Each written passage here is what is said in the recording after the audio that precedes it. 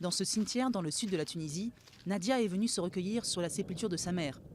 Dans ce quartier de l'île de Djerba, les habitants noirs et ceux à la peau plus claire ne sont pas enterrés au même endroit. La mère de Nadia a été mise en terre dans un bout de terrain appelé le cimetière des esclaves.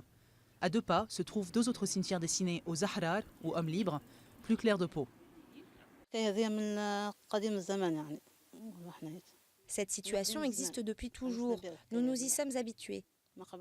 Les sépultures des esclaves et celles des libres sont séparées. Chacun a son coin.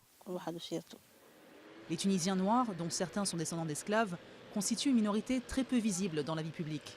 Mais ils aspirent à présent à plus d'égalité.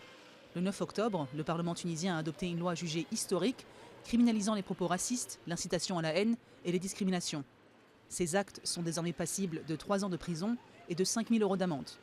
Bien sûr que cette loi va pouvoir nous libérer quelque part de cette forme de ghetto, de séparation.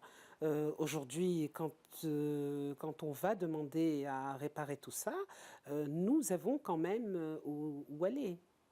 Nous irons vers la justice. Contrairement aux grandes villes comme Tunis, les habitants de Djerba enterrent leurs morts sans autorisation municipale. Cela permet de répartir les lieux de sépulture selon le niveau social ou même la couleur de peau. Aujourd'hui encore, les mairies de la ville mentionnent toujours sur les extraits de naissance des descendants d'esclaves le mot Atig, suivi d'un nom, désignant la famille ayant affranchi leur aïeul.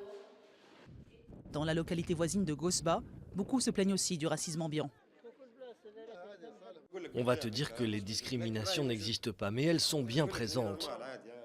On te dit qu'il n'y a pas de différence entre un blanc et un noir, mais en réalité c'est tout le contraire. En réalité, ils te méprisent. Les mentalités ici n'ont pas évolué. Pour les activistes, la nouvelle loi contre les discriminations représente déjà une reconnaissance par l'État tunisien que le problème existe. Ils espèrent à présent passer à la réconciliation, sans distinction basée sur la couleur de peau.